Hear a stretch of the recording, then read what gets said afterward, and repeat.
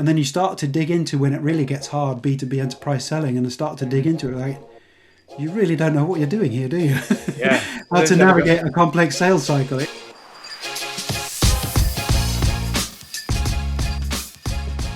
Yeah, cool. Look, welcome to a new episode of B2B Outbound. Super excited to welcome this episode's guest, Russell Palmer. Russell, look, we've got to know each other, I guess, over the last couple of years. I know you as a fractional CRO, go-to-market advisor, business advisor, sales coach, whatever you want to call, man of all trades. But interestingly, I think prior to that, you've had a fairly long tenured career in sales at some pretty big enterprise accounts. So I guess for anyone who doesn't know you, what's the 3 minute elevator career path? Yes. Well, good to be on the podcast with you, Chris. Thanks for inviting me. No worries. So I've always been in sales one way or another. I count myself as a salesperson. Still like to go and do customer and prospect meetings and visits. It's just one of the favorite things I like to do. But I have done quite a number of different roles. I've worked in huge global enterprises with 3-letter acronyms like IBM and Microsoft. But then the last sort of 8, 9, 10 years, I've focused on B2B SaaS scale-up companies. So sort of around about the 5 million plus of ARR. And what I really like about working in that smaller space is the go-to-market fit type problems that companies of that size and that life cycle stage are solving or having to wrestle with and find solutions to. And those are the really kind of problems I like to work on. Yeah, it's an interesting time. I mean, I've a few people I know in a similar network, and they've all said, get Russell into fixed sales. I guess I guess that's a bigger challenge now in 2026 than it's probably ever been, because I think there's a lot of noise out there and a lot of change, I guess. So how are you at a high level? What does fixed sales mean? Like, what's going on? What are you going in to do at these companies? Yeah, that's a good question, because you're right. That's quite often, it's phrased usually a slightly different way, but it's quite often what it comes down to, right? A CEO, founder CEO typically will have a conversation, and it boils down to, I need help to fix sales. Revenue's not booking fast enough. Growth isn't happening. It's not sustainable, not repeatable. And when I look at it, I see the same kinds of symptoms. I see longer sales cycles. I see price pressure in the negotiation. I see a lot of AEs get ghosted sort of midway through the process, the sales cycle. And when I start to dig back, there are usually some structural things there. There's things like a well-defined sales process, a qualification framework, things like that are there, or maybe they're not being used consistently, or maybe they're completely absent. There's some structural things, but more and more when I dig into it, I come to the conclusion that actually the problem is really upstream from the sales process, the sales execution piece. You can get some incremental benefits, some incremental improvements by working on the sales execution stuff.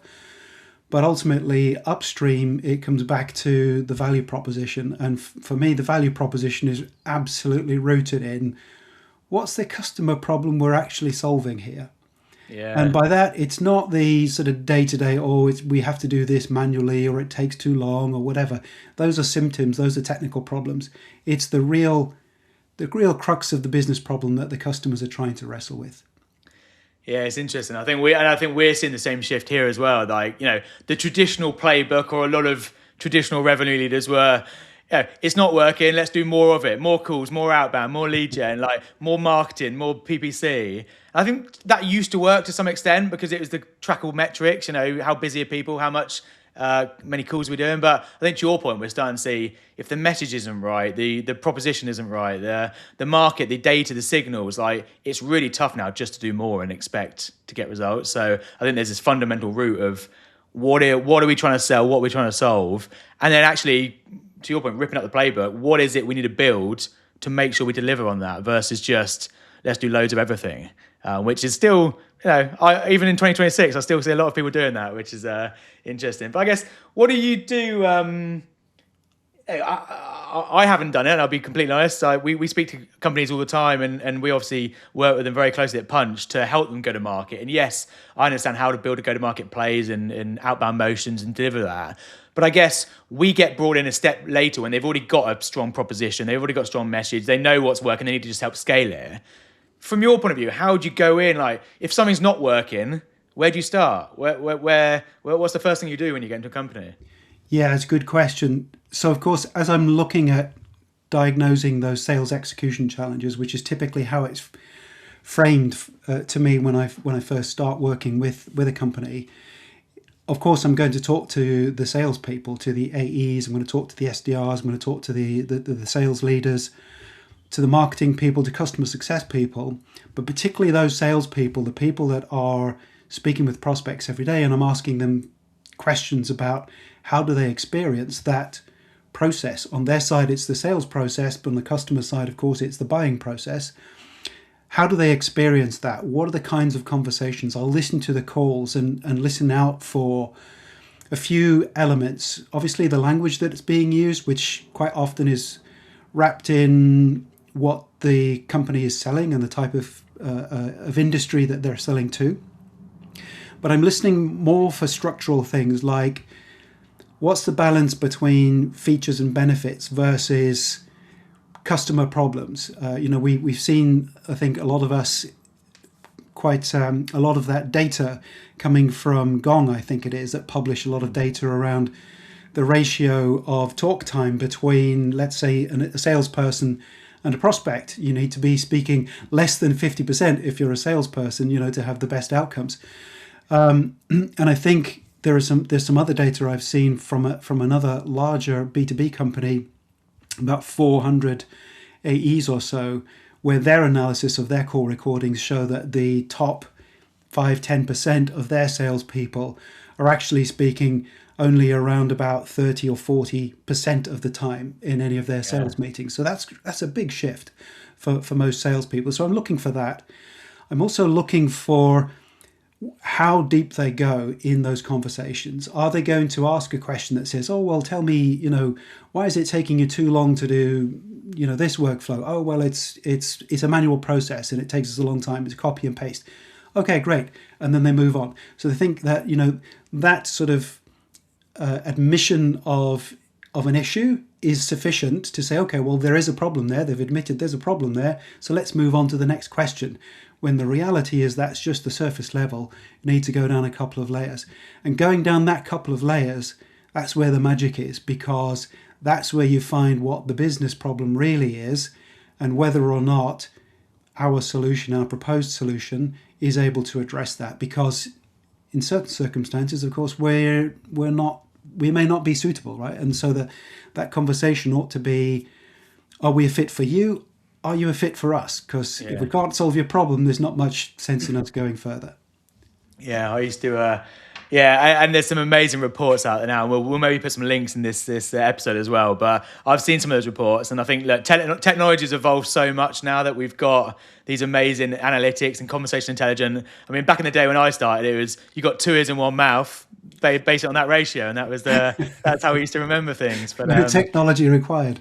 Yeah, no technology required. But I think an interesting point you just mentioned around features, benefits, and USPs. Like, we all know, the value equation, value selling, problem prospecting. Like, we should be talking about challenges, what the problems they face. But it's still so easy for maybe newer sellers to slip into the features, the benefits, the USPs. Like, why is that so hard to fix? That bit of kind of just the proposition and nailing it and make sure it resonates with the audience. Yeah. Do you know, I was been thinking about this a little while now, and if you think about it, when some smart people, maybe they're working in an industry, maybe they're working in a particular type of business, etc., and they experience a problem day to day, right? And that's usually the genesis for, this is a problem. I'm sure that every person that works in this kind of role has a similar kind of problem. We can build a solution to fix this, right? That's the seed of the idea. That's how the company starts. And so that gets them moving, and those early stage conversations between the founders and prospective customers go really, really well. They go really, really deep because they're talking about the customer, about the problem, right from the word go. Once the product is built, minimum viable product, first ship, whatever, then there's something tangible, right? Then the conversations shift to product. They shift to bells and whistles. They shift to features and benefits because it's a tangible thing to look at and to talk about. And I think and it happens over the course of time. It's not like a line in the sand. It happens over the course of time. And then when you start to hire other humans into the company, salespeople, you then see that, well, they pick up on the product stuff because that's what they hear around them every day, and that becomes the natural language of the company. Yeah, that's true, and I think that we see that a lot as well. I think interestingly, it would be good to get your take on this, because one of the use cases of using an agency, in my opinion, is we know how to go to market, we know how to scale teams. We've got SDRs they understand conversational flow, and lots of training around objection handling, methodologies, and everything else. So the basis are there. What we don't know is the proposition, the message, what's going to work on the hook. Right. So I think actually in your situation, to scale a new proposition, a new go-to-market, a new product, it's sometimes quite easy to use an agency, in my opinion, who can just ramp that and test that at speed. I guess as an internal team, how do companies go about it when they haven't got product market fit yet? They don't know what the proposition should be. Is that harder with internal teams, or doing it from scratch? Yeah, I mean, I think the product market fit stage. I mean, I don't want to sort of dumb it down too much. I say it's a bit easier. It's a bit easier because, like I said before, it's typically the founders that are doing the selling. Then they've lived the problem. They understand it inside out. They can explain it in the language of the prospects. Prospects resonate with that, and so it's an easier conversation, let's say, to have. Once you get past that and you've got a few customers already in place, and now you want to sell to new customers, that's when it's really difficult, because it's very difficult unless the salespeople are really well skilled at problem-centric selling. Then they do accept the surface level answers and they go, oh, well, there's the problem. I'll sell to that. Features, benefits. Oh, yeah, you do that manually. Well, we've got this great AI tool. It just does it automatically. Problem solved, right? But it's actually not problem solved. It's just a thing that you need that might come to the problem. So getting into that, and you mentioned there the ability to test things really quickly. Yeah. So a lot of the time, the clients that I work with, they're in this stage. And then they recognize, because I help them to see it. They recognize that we should be talking more about the problem and less about the product. And then you say, well, okay, what would that look like? So we'll work together, and I'll do some work around interviewing customers and things like that, and we'll come up with here's the problem statement, here's the value proposition, here's the messaging for the personas. And then we need to go test that, right? And the fastest, easiest way to test it, in my opinion, is to work with a company like Punch and say, well, look, here is a test segment of prospects we're going to go after. Here's the messaging that your team are going to use. And then they go after it, and we get the immediate impact and results. It has a couple of benefits working that way. The first is you can get the resources spun up and ready to go really quick, really easily. Secondly, they're not already thinking about in the same way as the old way of selling is in place. You've got a set of new people that are skilled at what they do, to your point, all the methodologies and frameworks. And now you've furnished them with the problem conversation, and away they go, and you can test and get the results back. And it means that you can test and iterate quickly before you say, okay, this is the new way we're going to market, so that the whole sales team then does that. Yeah, that makes sense. And is there a, I guess, a step before that? And I think you mentioned about founder-led sales. And is there a key point when founders or startups or early stage companies, maybe a little earlier than the 5 million ARR ones that you're dealing with, but when they should bring their first sales hires in? Because I've spoken to some founders where they haven't really got product market fit, they haven't even got any sales yet, and they want a salesperson to come in and do it. And I always encourage them, go and get your first 10 customers first, your first 20 customers, and then it's easy to kind of scale that out. But up until that point, it becomes hard for anyone else to do it other than the founders. Yeah, absolutely, 100% with you on that. I think that the founders are the best place in the whole company. In many cases, they are the whole company to go and do that. And the things that they learn for the product, about customers, about competitors, about the market, about the commercial model, all of those things, these are critical lessons that they need to learn. And the best way to learn that is in there, doing it, living it every day. Yeah, I agree. I still joke with our team that I'm the best salesperson here, so it's never going to change, I think. But, Yeah, yeah, there are some. absolutely. I think there's also the founders that need to get out of the way, and they're not. They try and stay too involved for too long, and that actually can be a detrimental to the business as well, I think. Yeah. And look, I understand it. A lot of founders, particularly with technology and SaaS companies, they're product people, they're technologists. They're not, they've not done sales, typically speaking, or at least in any sort of large way, and they're not comfortable with it. It's completely understandable. But at the same time, they've never been a founder CEO before as well. So, everything's new. You may as well just accept it with everything else.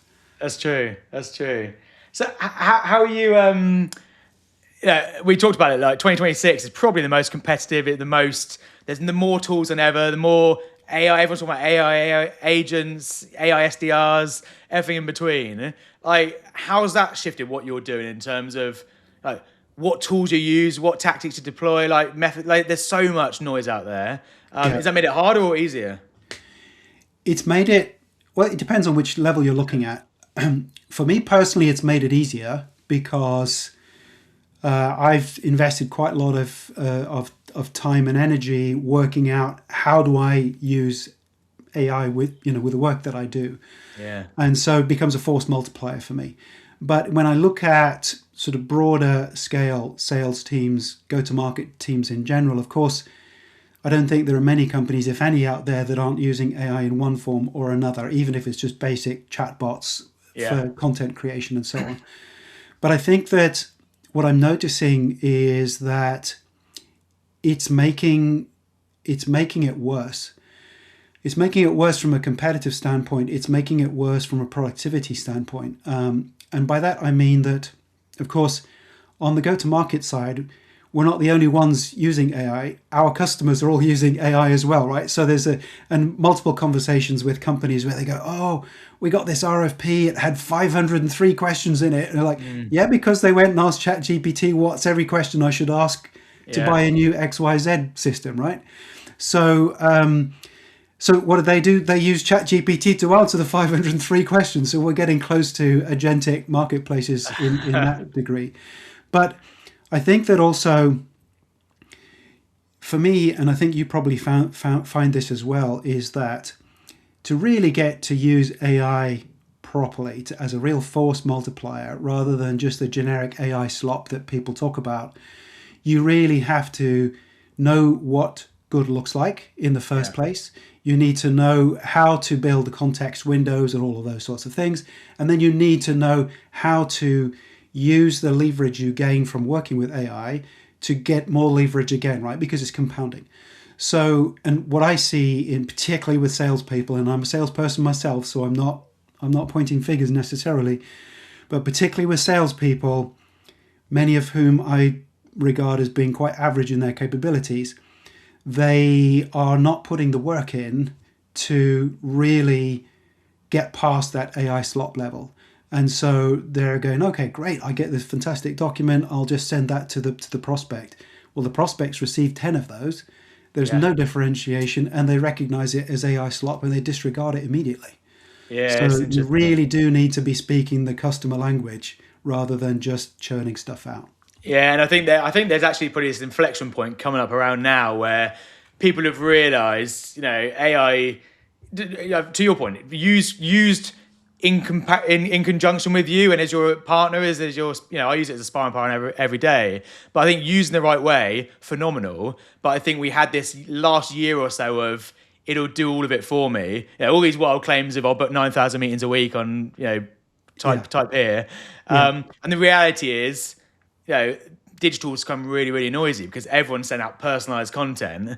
But the reality is everyone's using the same 6 signals: your funding, your acquisitions, your mergers, your headcount change. So all the personalization is personalized, but it's everyone's doing it and it's the same message. So I think you're right. People are starting to now see, to stand out, I really need to use true, unique signals that are really relevant to me to make that so much more context heavy in my outreach, and then utilize that with a human. And I think, there is a lot changing, and we're looking at we've built a whole team now, and we just acquired another agency solely around GTM engineering and AI, because it is innovating at a rate of knots. But actually, the SDR team picking up the phone, having conversations, the busiest we've ever been, because everyone's shifting back to, sending 25,000 emails didn't work. We now need someone to actually follow up on those and capitalize on the signals. So, I think there's this inflection point, but I agree. I think research, signals, insight, data, giving good SDRs and good reps the skills to do what they do best is phenomenal. But I think a lot of those lazy ones have kind of just relied on it to do it for them, and probably will get left behind. Yeah, and I see it as well when I work directly with AEs, coaching them. Some of the tools that I sales enablement and sales tools that I put in place, and you see that they're using AI to drive those tools. Right? I say, fine, I don't really care. We're not at school, right? I'm not checking your homework. Those things are in place so that you get closer to sales excellence, right? And sales excellence is not a volume problem. It is it's being specific to the customer. That's really where the leverage is gained. And again, that gets back to the point we were talking about earlier, which is it's not good enough to have a fantastic product and show the product in a great demo, because everybody can do that. Anybody can do that. What you really have to do is then articulate, and this is how this solves your problem, Mr. Customer, because that's really the only thing they care about. Yeah, that makes sense. Talking of tools and frameworks and everything else, there's, again, alongside 100 of tools, there's 100 of frameworks, Medpic, Medic, BAN, Pact, there's hundreds. Do you tend to rely on any, or think as from a sales methodology and technique, this is the industry standard? Yeah, I mean, you and I have been in sales and go-to-market, I think, long enough to know that there are multiple companies out there either selling a methodology, training courses, something or other, consulting, and they frame it in a way which essentially gives business leaders the perception that, okay, as long as I send my people on this training course, or as long as I adopt this methodology, my problems are solved. Well, the reality is quite a bit different. There isn't a silver bullet, right? There are lots of things that have to be, in place or moving in the right directions for things to be sorted out there. So I focus on a few things. So I focus on what I call the 3 tenets of repeatable selling, and that is a well-defined sales process, exit criteria for each stage. So everybody knows where an opportunity is and what has to be done, and how do we know we're in the next stage. The second is a qualification framework. I don't really care which framework, probably not BANT, because it's a bit simplistic, but it doesn't really matter which framework, as long as you pick one and apply it consistently. My favorite happens to be spiced by Winning by Design, because I like the whole GTM architecture. And then the last one is a problem-centric sales methodology. So that's really the how of the selling. Like this is how the skill of selling comes to the fore, right? You know all the things you're supposed to do, but it doesn't mean to say you'll be able to do them successfully. You need to know how to do that, and so that's where. So those 3 things for me are the foundation pieces, but then you need the scaffolding around that, right? You need the training, the content, the tools, the coaching, all of those sorts of things for them to work really well and to gain traction, because a lot of the time, the salespeople, go-to-market people, they don't have good training in those areas, and that's one of the things that I see time and again is, somebody will join out of university, we'll put them in an SDR role, we'll train them how to be an SDR, we'll train them on the product. They do well, 18 months, they're in an AE role, and they're kind of, learning the ropes and that. And then you start to dig into when it really gets hard, B2B enterprise selling, and start to dig into it, like, you really don't know what you're doing here, do you? Yeah. How to navigate a complex sales cycle. It just doesn't, it's not something that you can pick up by osmosis, right? Yeah, and we've had over the years, and a phenomenal SDR doesn't always make a great AE because there's a different Right. skill set of questioning and Yeah. understanding and psychological reading body language and everything else. It is a different skill set. So we have had that over the years as well. So I think that's important to everyone wants to become an AE tomorrow and jump to that next sales role. And I get it, but I think sometimes it's not always a good fit, and it's important to identify that as well. Yeah. Yeah. Yeah. We, Yeah. So there are those are the elements that I will really focus on. And then, yeah, I mean, whatever's I think I've been through pretty much most of all the sales methodologies and things like that, one way or another. I have my favorites, but I can adapt and adjust to most of them. And at the end of the day, buyer psychology isn't wildly different, right? So once you understand buyer psychology and how decisions get taken, particularly in mid-market and large companies, you can almost apply any kind of methodology to it. Yeah, agreed. I like that. I haven't come across that that pillar before, so I might be stealing that and running out here as well. It's good. I like it. It won't surprise you to know that I've got some content on that, Chris. Amazing, cool. I'll take a look. But I guess there's like maybe a closing question. Like if tomorrow, a SaaS scale-up company came to you and said, "Look, we need to fix sales. We need to get you in. We've got a massive issue in pipeline or revenue." Like, what is the absolute one first thing you do? The one first thing I do is diagnosis. Okay. Because the symptoms will present pretty much the same way in almost any of those conversations. As I said before, we're not growing as quickly as we want. We're struggling to book as much revenue as we want. Forecasts we're missing forecasts, long sales cycles. So all of those symptoms will be very, very similar. But there will be some root causes, and some of them there'll be like one or two things. Typically, it's the value proposition, and then what comes from that, which is the personas and the value, the messaging for those personas. If those things are absent or missing, it doesn't matter how much sales execution stuff that you do, you really aren't going to move the needle. So that diagnosis piece, I've got sort of, a methodology I use there, sort of looks at 8 different domains within the go-to-market structure, then sort of allows me to work out, okay, well, these pieces are okay, or they're okay for now. These pieces are missing, or we need a lot of work to be done. And this is the priority, because unless we fix that, nothing else is going to make much difference. Yeah, that makes sense. I think that's nice. Is there anything you're able to share, Russell? I'd love to, either with me, or we can attach it in the show notes and for the audience. If you've got any that structure, that framework, or anything you want to share, let us know. Yeah. What I will do is, to be honest with you, it's kind of distilled over the last 4 or 5 companies in which I've worked. Obviously, I've been doing it most of my career, one way or another. But it's the pattern recognition, right? You sort of see it. Okay, well, I've seen this before. Why is this the same here? And then you realize, oh, it's because that's how it is, right?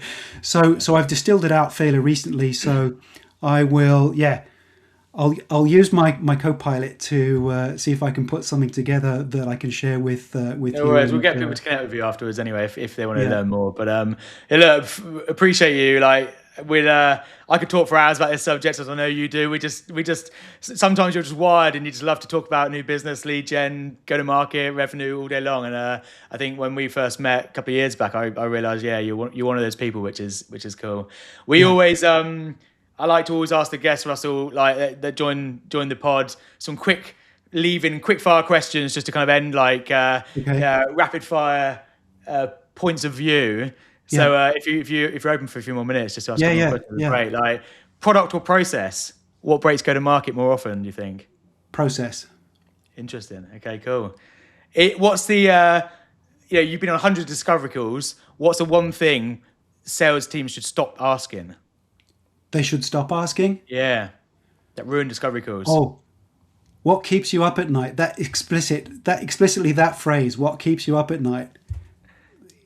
Terrible. Whoever came up with that, terrible. It's blighted us for decades.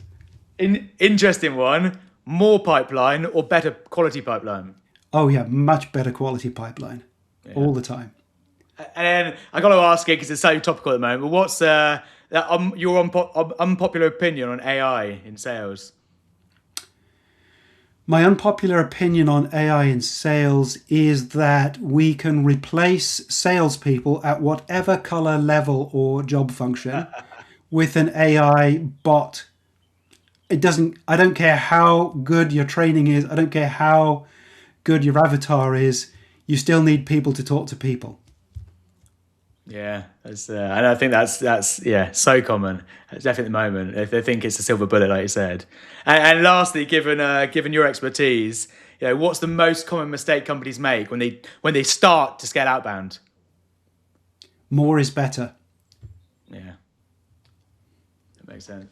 Cool. Appreciate that, Russell. Obviously, super thankful for you to join us and be on the pod. If people want to learn more or contact you or reach out for anything, where can they find you? Yeah, easiest place is on LinkedIn. What's next? You ever going to go back in house, or are you loving the fractional side of things and the consultancy? Yeah, I am loving the fractional side of things. Couple of reasons for that. I don't have to deal with the corporate crap that I have to deal with. So that's not a big loss. But secondly, as I said before, I love working on these kinds of problems, and being able to work on a new set of similar but different problems every 6 months or so is just a pleasure for me. I just love doing it. It's nice to parachute in, fix it, and get out again. Yeah. Do you tend to find it matters proposition, industry, sector, persona, or is it the same challenge, same challenges, same process, same methodology, depending on what they do? Yeah, I see the same challenges.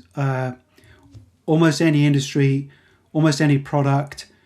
I suppose the one qualification would be the closer to mid-market and enterprise you get, the better suited I am to working on the problems. I've not done anything in product-led growth or anything like that, so that's not my game.